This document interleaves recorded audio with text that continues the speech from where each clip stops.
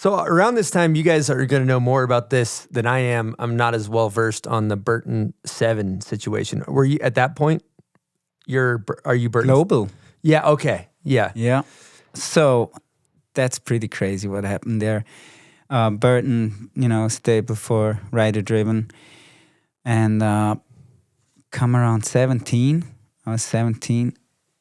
I got put right on to global through that 7 program, which was a program they called Coalition. It later on became the restricted program. So the boards were only sold in the core market area to snowboard shops, because a lot of shops struggled mostly in cities where there's 2 snowboard shops, like let's say an Intersport or something, more mainstream. The core shops would more or less struggle having the same boards, and this line was dedicated to a restricted program. And got to be on there. Lead figure probably in that was Jason Brown. Then there was Chris Brown, my best friend Sani, who I went to that Nippon Open, my first around the world trip with, and 2 Japanese. One of them is was Ue Umeru. He's still shredding out there, doing the Earthfield program in Japan. There was a few other Japanese riders. Am I forgetting one? I should not. Jeffy was in there. Jeffy. Yeah. Oh, and then, man. Didn't Trevor ride on some of the 7 boards just for a minute? Trevor Andrews? I think he jumped in on that photo shoot with the Beastie Boys on the cooping. I think that was a Jared Eberhard concept. And he jumped in as they made some action figures. I don't know if Jason Brown wasn't there at that photo shoot. So it kind of, that was the tail end with the Crow. I mean, that was the Crow, actually.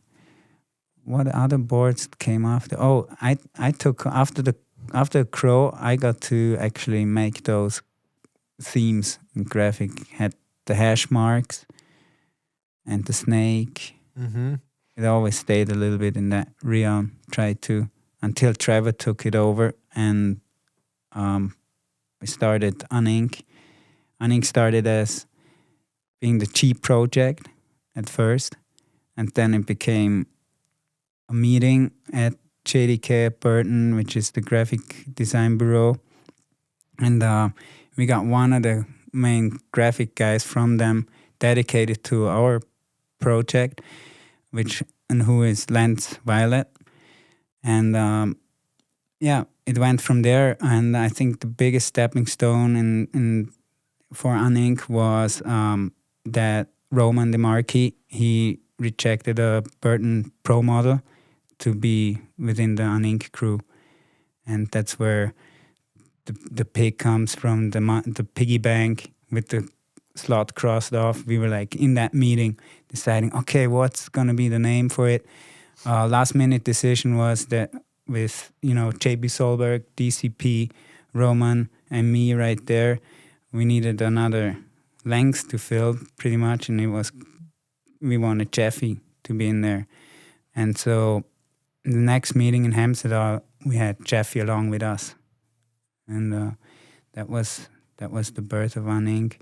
And basically, back to the piggy bank, we did not put any royalties onto our bank account. We just requested that we have free range, creative freedom in our boards, in the advertisement, and we're going to get that first page that Burton had booked in all the magazines, and we could do whatever we want with Lance. So we ran the full 9 years, somewhere in between. 6 or 9. Yeah. Years, our own program. Went to our own photo shoots, and basically it's the best way to teach how to make my own boards now and being integrated. It was always a big goal to be integrated in the industry and stand on 2 feet. As my dad would put it, like, you think you could live from snowboarding alone? So I definitely kept it a profession side to it, and that is for me product development. That's so cool to learn. I didn't know from the creative side that you guys had so much control, like over the ads and stuff. Yeah. Like, you just don't really see that much anymore unless it's like, you know, a core rider-driven company, right? That's really small. Yeah. So that had to be really unique. Really unique because we had to trick ourselves into it, don't we? Right. Because Burton being so big and Lance and each and everybody knowing, we had to, you know, branch away. We were gonna be the last ones who dropped their graphics, so there's no copying. Like, we got it. Yeah, gotta be unique.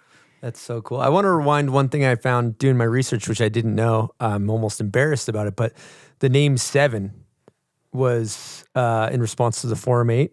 Is that true? It maybe was an effort from Burton. We sure did not feel like maybe. Could be maybe. Okay. But it was 7 persons. Yeah, 7 people. riders. Yep. Yeah. How do you feel about that? You were on the Forum 8, Bjorn. I mean, Forum really was starting to erode at Burton, you know, in a lot of ways with the market That capture. was way later. We have now 97 to 2000. Right. Yeah. And I think there is a little discrepancy. I don't really know for sure. I mean, that was, Forum was saying, oh, it's because of the 7 and the 8. But I know with Jason Brown, he was such a creative and was, you know, a real leader with 7.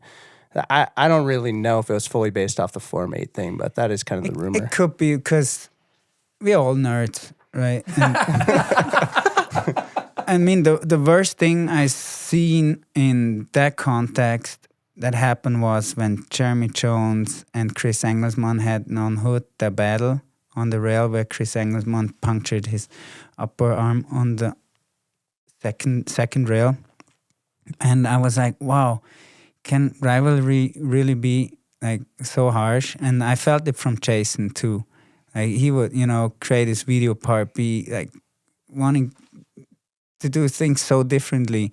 And when he built that double half pipe and done that run, you could see like how much, you know, weight he put on him to, you know, land the mech twist. Yeah. And I mean, that's so cool. And his cage ending in Mech Dog just speaks for him. He's teleporting himself, has like something of Planet of the Apes in there and things like that, you know. Super creative. Really like that in snowboarding.